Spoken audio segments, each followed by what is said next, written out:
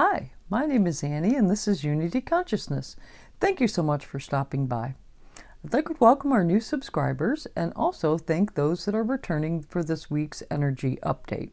We do have a very powerful full moon today in Leo, but before we start breaking that down, that energy down, I have had a couple of channeled messages. They're pretty simple that have just keep reappearing, so I want to get those out there before I jump into the other energy. The first thing is focus on the process, not the outcome. And that's something that I have applied in the last couple of days that have seemingly made my days much, much easier. I'm a goals-based person and I'm always trying to get to the next goal, the next level. And I've been being told to focus on the process, not necessarily the result or the outcome. So that was the first message. The other one is to wrap up loose ends.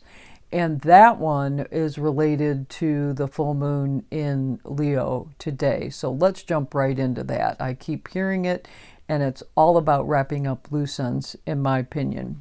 Anyway, let's get started. This is a full moon in Leo, which means that the sun is actually in Aquarius, full moon's in Leo. So we're dealing with the dichotomy of the Leo-Aquarius axis, which is, how confidence versus humility affects individualism and then the collective. So standing, as we know, Aquarius energy is identifying yourself, being an individual, but also how you fit into the collective, whereas a Leo exudes just confidence and courage, and center stage, not necessarily as concerned with the collective, but more so about the message that they themselves want to convey. So we're dealing with that axis today, and what makes things a little bit more complicated, there's a lot of frustrating energy surrounding this moon or this full moon, because we've got Uranus within 1 degree of exactitude that is squaring this energy, literally right in between the dichotomy of those two energies. So, it's the frustration of stagnancy. There's fixed energy here. This is a fixed energy moon that is governed by the sun. And the sun is actually in Aquarius, the full moon's in Leo. There's just a lot of fixed energy that doesn't want to move, doesn't want to budge, doesn't want to change. And so there's frustration associated with that. And I think if you are feeling frustration, I would suggest for you to take a moment and kind of unpack that a little bit. Where are you holding on and avoiding change? And if you know the answer to that question, or you can get to the answer to that question, then you'll be one step ahead when it comes to figuring out the frustration. Now, also, this full moon is number 5 of 7 at 14 degrees. So we're having a plethora, 7 months of full moons all at that 14 degree mark. And this is the 5th in that line of 7. So again, let it go, let it go, let it go. Full moons are all about letting it go. Just release it, let it go. Over the past 6 months since the new moon. We had a new moon in Leo, I want to say the end of July. So since that time, we've had some mega transformations, personal transformations due to the Mars and Mercury retrograde cycles, which were very powerful. We're still in the Mars shadow energy. Mercury will come out of shadow and go completely up to speed direct on Tuesday of this week. So we're really starting to embody some of that energy. But the embodiment, truly the embodiment of those lessons learned during those retrograde cycles, with that embodiment, with taking those lessons seriously and incorporating those lessons into your life now, be prepared. We've got Uranus here squaring this nodal axis of Leo and Aquarius. So you start embodying those lessons that we've learned over the past 6 months, and just be prepared to be catapulted where you need to be. Uranus is all about obviously expect the unexpected, but sudden insights and expanded awareness. And that can also rise from frustration. So if you find yourself frustrated, unpack it, sit with it. Don't do your best. I shouldn't say don't. Do your best not to let it get you so wound up that you spin out of control. It's there for a purpose. It wants you to do something. And the beauty is Mars, the energy of Mars is very positive relative to the sun and moon energy. Mars is trine the sun and it's sextile the moon. So we have all the drive and focus that we need to unpack what's making us frustrated, if in fact you're feeling frustrated today. And then another question I would pose if you're feeling some frustration or just having a difficult day today, where do you need confidence or humility? Again, this is the axis we're working with. So then tomorrow, which is Monday, we have Mercury, which is in Capricorn, is going to sextile Neptune in Pisces. This is the third and final meeting of these two planets since Mercury retrograde season. As I mentioned, Mercury is going to be up to speed, is direct, but be fully up to speed on Tuesday. This energy is very creative, very, very creative. You now have a better understanding of what success means to you and your worth. That's what the Mercury retrograde season was all about to us. You know, with this energy now, we can have faith, we can be inspired, and Mercury, like I said, is up to speed on Tuesday and direct. The creative communications that we can have now, or writing songs, if you are a songwriter, producer, anything that's creative that has to do with communications, great energy for it. Sit down now, draw on that Mercury retrograde season, those lessons of worth and success. What does success mean to you? Draw on that and then just start creating. See what happens for you. But I really like Monday for creative juices, creative energy, creative communications. Then on Wednesday, the 8th, we have Venus, fun day. Venus in Pisces, which again is exalted, so she's very powerful, very strong here, is going to sextile Uranus in Taurus. Look out. This is romantic surprises coming out of nowhere that just kind of change everything right now. I love it. I love it. I love it. If you do have surprises planned for Valentine's Day, maybe you want to have them a week early. Maybe you want to have them on the 8th instead of the 14th. But this is also really good energy if you're looking to change up your style. New haircut, maybe. New wardrobe. Maybe you're tired of the clothes that you have been wearing and want time to turn over a new leaf, so to speak, relative to your style. You want a tattoo? Thinking about a tattoo? First tattoo? Go get that tattoo.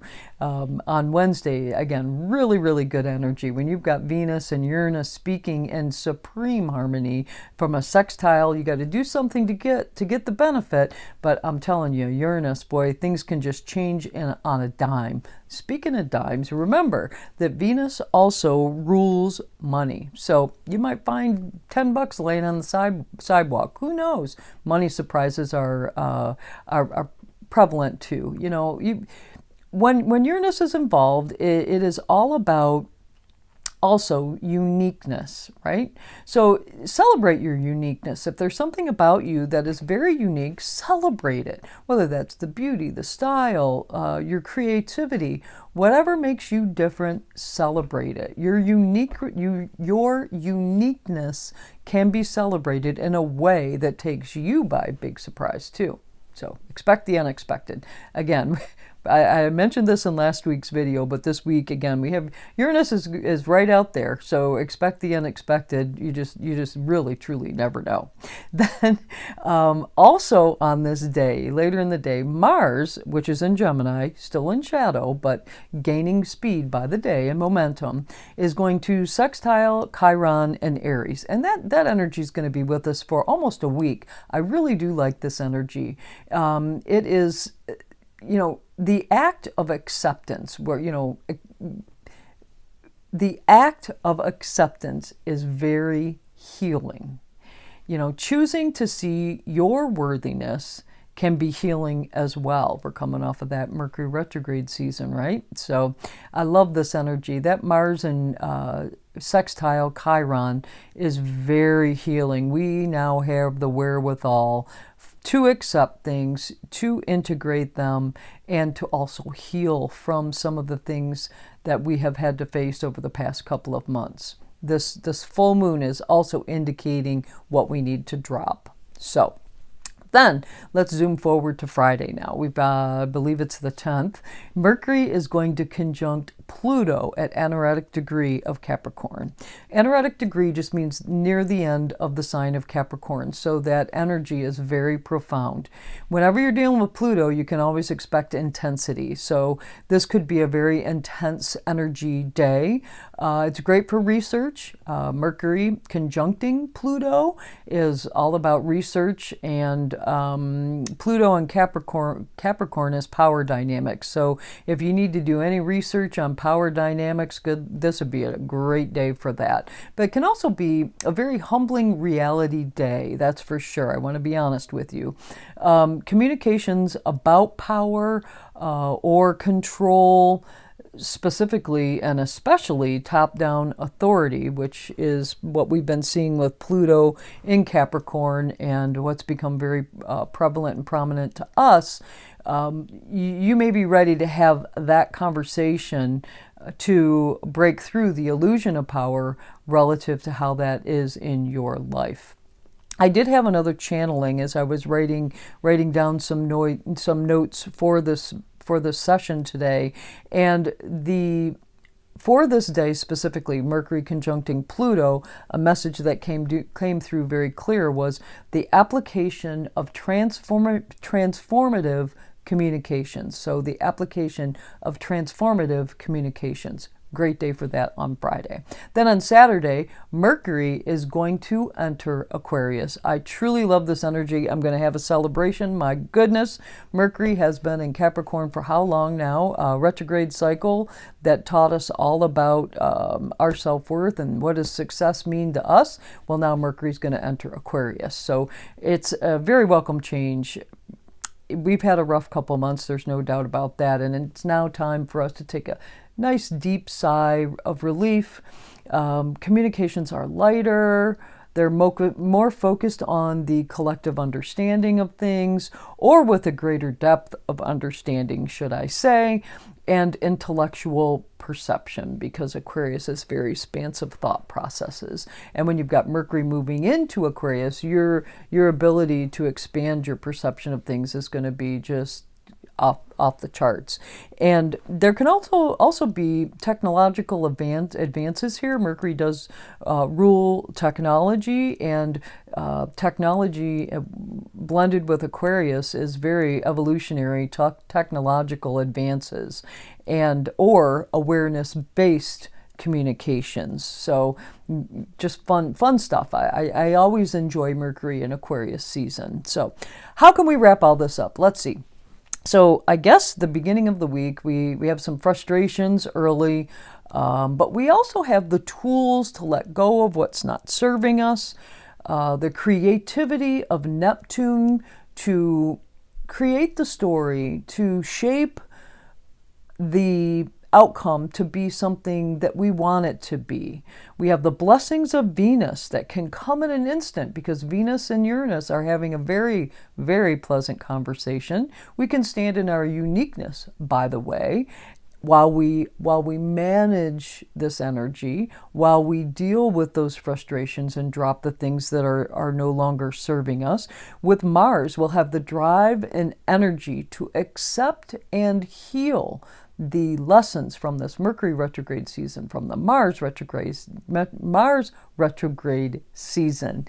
And we'll have the gravity of transformational Pluto, so we can express what no longer serves us as we prepare for March's pivotal new energy transitions. I truly do believe it, and I do believe that's why we are wrapping up loose ends now. We are literally taking out the trash, getting rid of things that no longer serve us, because March is a very, very, very pivotal month, and that's what this full moon is all about. We are closing out cycles and letting them go. The Animal Spirit deck spoke to me today. That is going to be Kim Krantz, Animal Spirit deck. Love this deck. Fairly new, got it in Sedona, but I couldn't get away from it today. I kept trying to think of other decks to use, and like, nope, this is the one we're using today. And the card that popped out is the Scorpion. Now, the Scorpion in traditional astrology is a water sign, right? Well, on this deck, the cards are separated or segregated by element, and at the top you see a rectangle, a triangle. Good Lord, have mercy! A triangle, a white triangle, and that signifies fire. So in this deck, this Scorpion signifies fire. Let's read. Passionate, competitive, tend towards isolation, the Scorpion. The Scorpion is a passionate and determined creature. Their career is very important to them, as are a few select friends. Sometimes the Scorpion's heat festers, and they focus on the unresolved event from the past. Usually a situation where they were left feeling burned. The Scorpion card says it's time to come clean about your feelings so everyone can heal and you can get back to your usual but fiery, fun self. Love that card. And I really truly do believe this Leo moon is fire energy. And this card talks about resolving issues, healing, positive communications, and we certainly have the wherewithal this week in order to manage that energy. Also interesting to note, I typically roll over a deck to see what the bottom card is, and when this card jumped out of the deck, the bottom of the deck was the butterfly. And I just love that. That tells me that Pluto's transformation is all but assured to those that have the courage and bravery at the time of this full moon to really let go of the things that they need to let go of and address the things they need to address. So thanks you so much for stopping in today. If you enjoyed this video, please do click the like button. If there's somebody that you feel could be helped by this video, please do share it with them. Spread the good word if you would, please. And if you have any comments or suggestions, post them in the comment section below. I will get back to you as soon as I possibly can. I hope you have a fabulous week. Namaste.